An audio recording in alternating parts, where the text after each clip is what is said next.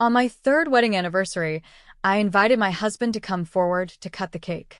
He came forward, lifted the cake, and threw it in my face. His secretary was laughing beside him. He angrily threw divorce papers at me and announced his new marriage with his secretary. I was shocked. "You cannot do this," I exclaimed. Then he threw me out of the event. I decided on revenge, and the very next day when he woke up, I had a big shocking surprise for him.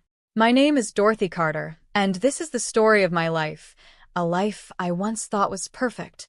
I was in my mid-30s, happily married to Alan, a wealthy businessman in his 40s. We lived in Dallas, Texas, where the sun often shone bright and the sky seemed endless. Alan owned a successful import-export business, and I had a steady job as an office worker. We had been married for 3 years, and I was certain we were in love. I had always believed that love could conquer all, but that evening, everything changed. It was our third wedding anniversary, and I had planned an intimate celebration at home. I decorated the dining room with candles and flowers, carefully placing the cake I had ordered on the table. The aroma of roasted chicken filled the air, a dish I knew Alan loved. I could hardly contain my excitement as I waited for him to come home from work. My heart raced with anticipation. This was supposed to be a special evening for us. As the clock struck 7, I heard the familiar sound of Alan's car pulling into the driveway. I rushed to the door, a bright smile on my face, ready to embrace him. But when I opened the door, I was taken aback. Standing next to him was Tara, his secretary, a younger woman with an easy laugh and an air of confidence that I had never noticed before. I felt a knot form in my stomach as I took in the sight of them together. "Happy anniversary, babes," Alan exclaimed, his voice bright but lacking its usual warmth. Thanks, Alan," I managed to reply, forcing a smile as I glanced at Tara, who seemed to be enjoying the moment a little too much. My heart sank further. Why was she here? This was our special day. "Isn't this place beautiful?" Tara said, looking around. "You really outdid yourself, Dorothy." "Thanks, I began, but my words faltered. The room felt suffocating, and the laughter between them hung heavy in the air. "Come on, let's cut the cake," I suggested, trying to steer the mood back to what we were celebrating. My voice trembled slightly as I spoke, but I was determined not to let my discomfort show. Alan shrugged, glancing at Tara with a smirk. "Sure, let's get it over with." I led them to the table, my heart racing.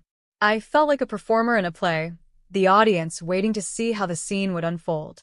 As I positioned myself in front of the cake, I called out, "Alan, come on, it's time to cut the cakes." But instead of the eager husband I expected, I saw Alan's face shift. He looked annoyed, his eyes narrowing as he walked toward me. He grabbed the knife, but instead of slicing into the cake with joy, he plunged it down violently, cutting through the layers. "This is stupid," he shouted, anger flashing in his eyes. I froze, confusion washing over me. "What's wrong?" I asked, my voice barely above a whisper. With a sudden movement, Alan lifted the entire cake and, to my shock, hurled it straight at my face. Cake splattered everywhere.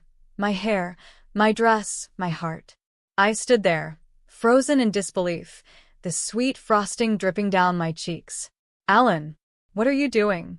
I cried out, humiliated in front of our guests, who gasped and stepped back.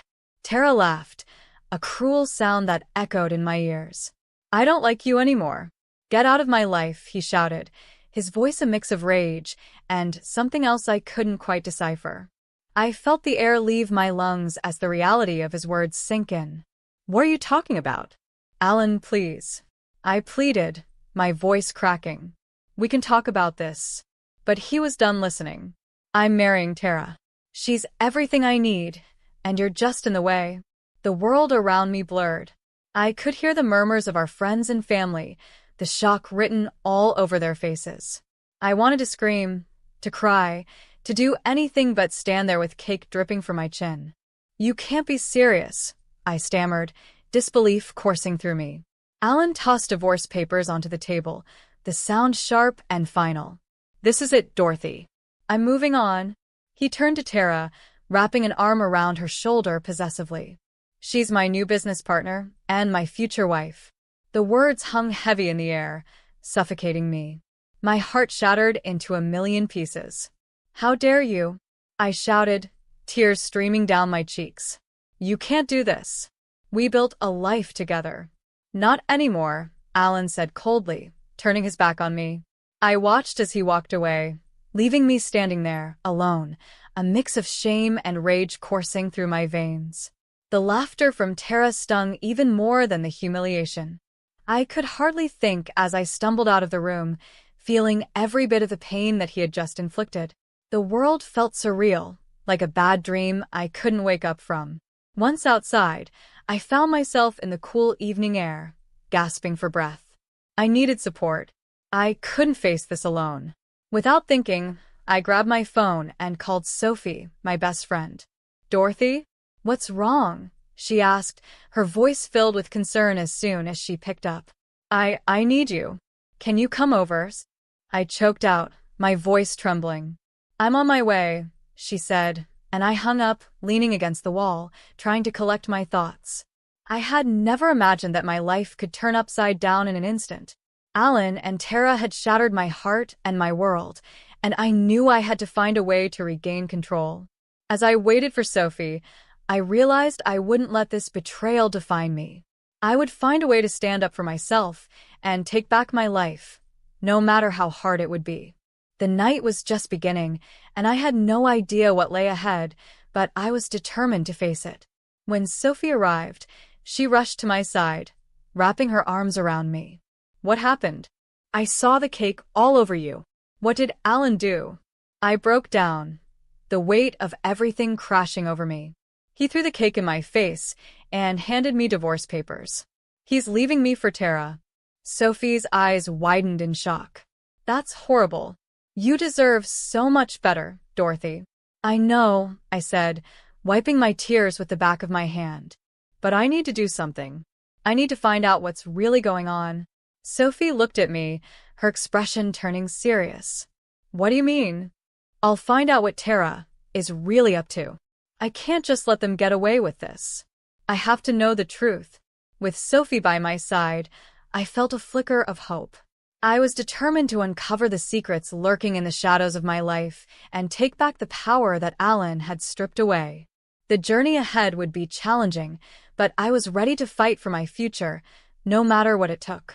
The next few days were a whirlwind of emotions. After that horrendous night, I moved in with Sophie. Her apartment was small but cozy, filled with vibrant colors and an air of warmth that I desperately needed. I was still grappling with the shock of Alan's betrayal, but one thing was clear: I couldn't sit back and let him walk away unscathed. I needed answers, and I needed to know what Tara was really involved in. Sophie sat with me over coffee one morning, her expression serious. "Dorothy, you need to be careful. This isn't just about your marriage anymore. It sounds like Tara is up to something shady." I nodded, staring into my cup, the bitterness of the coffee mirroring the bitterness in my heart. "I've been thinking the same thing. Alan wouldn't just leave me for her without a reason. I need to find out what's really going on with them." Sophie leaned forward. "Have you considered hiring a private investigator? Someone who can dig into Tara's background and Alan's business dealings?" The thought had crossed my mind, but I hesitated. "Do you think it would really help?" "Absolutely. You deserve to know the truth, and if they're involved in something illegal, you need to gather evidence," she said firmly. That evening, after a long day of contemplating my next steps, I found myself sitting in front of my laptop, researching private investigators in Dallas. I stumbled upon Tom Reynolds, who had solid reviews and a reputation for uncovering the truth. It felt like fate when I called him and set up a meeting for the next day. When I arrived at Tom's office, I was nervous but determined. He greeted me with a warm smile and gestured for me to sit down. "So, Dorothy, what brings you here?" he asked, his tone professional yet inviting. I took a deep breath. "My husband, Alan, just left me for his secretary, Tara. I suspect she's involved in something illegal, and I need your help to find out what it is." Tom listened intently as I recounted the events leading up to my disastrous anniversary. His brow furrowed as I described Tara's presence that night and Alan's sudden aggression. "It sounds like there's more to this than just a failed marriage," he said thoughtfully. "I can help you, but I'll need your full cooperation. Any details you can provide will help." I nodded, feeling a sense of purpose. I need to know what their connection is and if Alan's business is involved in anything illegal. Leave it to me. I'll start by looking into Tara's background and any possible connections she may have with Alan's business. I'll also check for any unusual activity within his company, Tom assured me. As the days passed, I tried to focus on my work and keep myself occupied, but thoughts of Alan and Tara crept into my mind more often than I liked. I couldn't shake the feeling of betrayal, nor could I ignore the mounting curiosity about what Tom would uncover. Finally, after a week of anxious waiting, Tom called me with an update. "Dorothy, I have some information you need to hear," he said, his tone serious. "Is it about Tara?" I asked, my heart racing. "Yes, but it's more than just her. Tara is not only Alan's secretary. She's been involved in illegal drug dealing, using his import-export business as a front for her operations." I felt the blood drain from my face. "What do you mean?" Tom continued. "She's been smuggling drugs in and out of the country, and I found evidence of her connections to known drug dealers. It looks like Alan may be complicit, using the business to cover for her activities." "Are you serious?" I gasped, trying to process the information. "He could go to prison for this." "Yes, he could," Tom replied. "But it gets worse. I found records of large financial transactions that don't match up with legitimate business deals. Alan may be embezzling funds to support these operations." My mind raced as I absorbed the shocking revelations. "What do we do now?" Tom paused, considering his next words.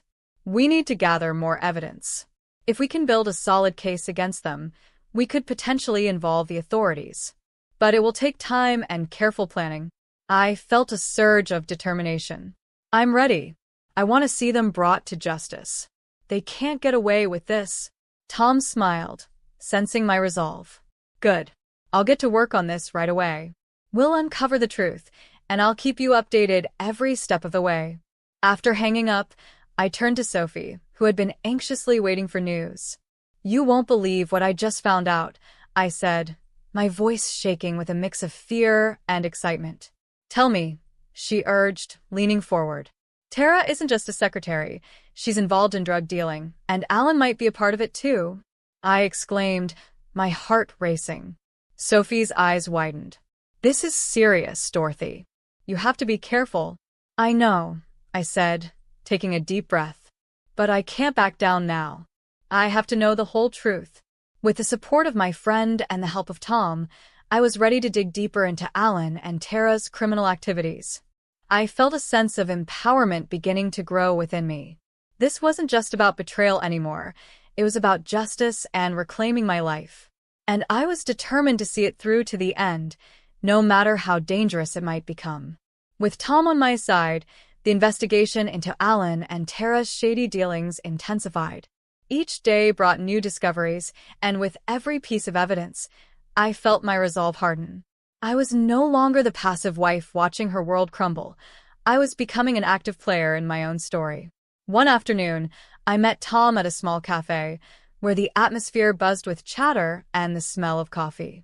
As I settled into my seat, I noticed the serious look on his face.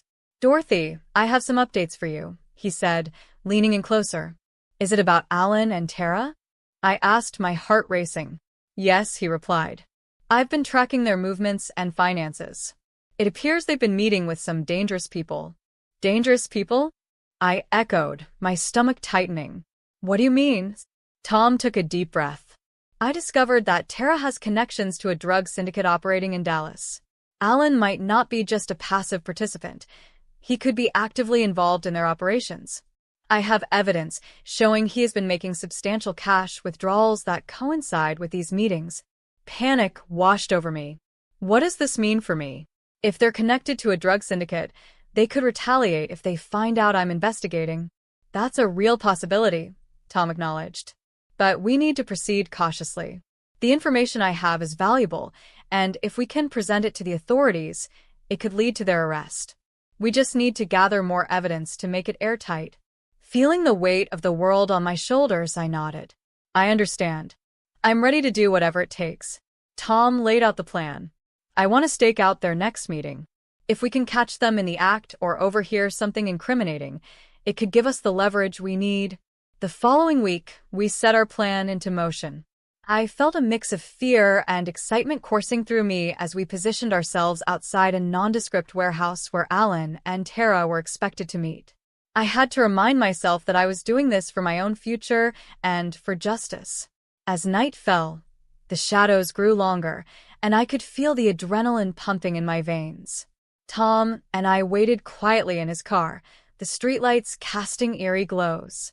After a tense hour, I saw Alan pull up in his sleek black sedan, Tara slipping into the passenger seat moments later. My heart raced as I realized this was it. "Stay quiet and keep your phone ready to record," Tom instructed, his voice barely above a whisper. I nodded, my pulse quickening as Alan's car parked in front of the warehouse. The two of them got out, and I could see their body language was tense. Alan was gesturing animatedly, and Tara seemed to be listening intently, her expression serious. Tom and I leaned in closer, trying to catch snippets of their conversation. It was difficult to hear, but I caught words that made my stomach churn: shipment, payment, and discretion. Suddenly, a large van pulled up, and several men emerged. They were rough-looking, with a sense of danger that made me shiver. I exchanged a worried glance with Tom, who was already recording. "We need to get closer," he whispered urgently. As we crept forward, my heart raced. I knew I was crossing a line, but I had come too far to back down now. The men spoke in low tones, but I could sense the tension between them and Alan. The stakes were high, and I was terrified of what could happen next. "Make sure everything is ready for the next shipment. We can't afford any mistakes," Alan said, his voice steady but laced with an edge of anxiety. Just then, one of the men turned, and I felt my breath catch in my throat. I had seen that face before. It belonged to a known criminal connected to the syndicate. My hands trembled as I recorded, knowing this was the evidence we desperately needed. As the meeting continued, I could see Tara pulling out a briefcase, opening it to reveal stacks of cash. My heart dropped. This was the confirmation we needed of their illicit activities. I whispered to Tom, "This is it. We have to report this." Before I could say more, a loud noise interrupted us. A crash echoed from behind the warehouse. The men jumped, and Alan turned sharply, his expression shifting to one of alarm. "What was that?" he barked. Panic surged through me as Tom and I ducked behind a nearby car, our hearts pounding. It was clear that things were about to spiral out of control. I was terrified, but I also felt a surge of determination. I was no longer just a betrayed wife. I was a woman ready to take back control of her life, no matter the risks. "Stay close," Tom whispered, his eyes scanning the area. "We need to be careful." As we watched the scene unfold, I realized that the path to justice would be far more dangerous than I had ever imagined. The stakes were higher than ever, and I was determined to see it through to the end, no matter what lay ahead.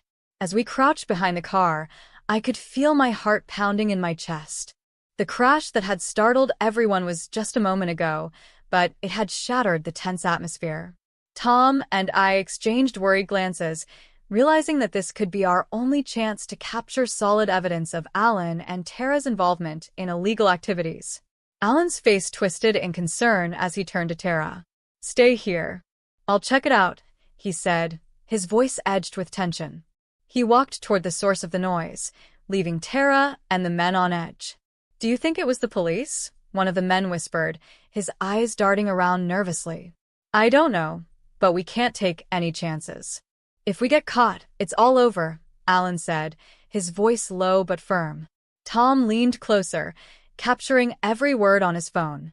I felt a surge of adrenaline coursing through me as I realized we were on the brink of uncovering everything. This was the moment I had been waiting for.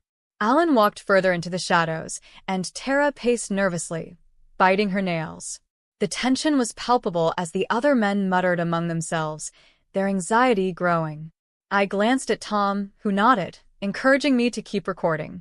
Just then, the door of the warehouse burst open, and a group of police officers stormed out, shouting commands. "Everyone, freeze. Put your hands up," they ordered. Panic erupted as the men scrambled to comply. Tara's face blanched, and I could see the realization dawning on her that everything was unraveling. Alan rushed back to the group, only to find himself surrounded by officers. "What the hell is going on?" he shouted, confusion and anger flooding his voice. "Sir, you are under arrest for drug trafficking and conspiracy," one officer said, stepping forward with handcuffs at the ready.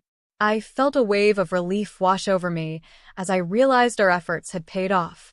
Tom and I exchanged excited glances. The nightmare was coming to an end. As Alan was cuffed, he turned to me, his eyes filled with rage. "Dorothy, this is all your fault. You had to stick your nose where it didn't belong," he shouted, his voice echoing in the night. I stood tall, not backing down. "You made your choices, Alan. You chose Tara and this life of crime over our marriage. You can't blame me for wanting the truth." Tara was crying now, her bravado crumbling as the officers led her away. "Alan, what are we going to do?" "You promised me," she pleaded. "Shut up," Alan barked, his anger directed at her. I could see the cracks in his facade. The man I once loved was being stripped of everything he had built through lies and deception. As the police began gathering evidence from the scene, I felt a sense of closure. Tom and I provided them with the recordings we had taken, detailing everything we had witnessed. This wasn't just about Alan's betrayal, it was about justice for everyone who had been affected by his actions. Days later, I sat in the courtroom, my heart heavy but determined. Alan and Tara faced the judge, the weight of their crimes laid bare before everyone. The evidence was overwhelming, and the truth was finally coming to light. They were charged with multiple counts, including drug trafficking and embezzlement, and the consequences were severe. As the gavel struck, sentencing them to 10 years in prison, I felt a mixture of relief and empowerment. Justice had been served. I had taken back control of my life, and I knew I could finally move forward. With Alan and Tara behind bars, I began to rebuild my life. Sophie stood by my side through it all, and I started to find joy again. I even reconnected with Mark, an old friend who had always supported me. Our relationship blossomed, rooted in understanding and mutual respect. This experience taught me that I was stronger than I had ever realized. Betrayal could shatter my world, but it could not define me. I had faced darkness and emerged victorious. The road ahead was still uncertain, but for the first time in a long time, I felt hopeful about the future. I was ready to embrace it, no longer just surviving but thriving, filled with new beginnings and endless possibilities.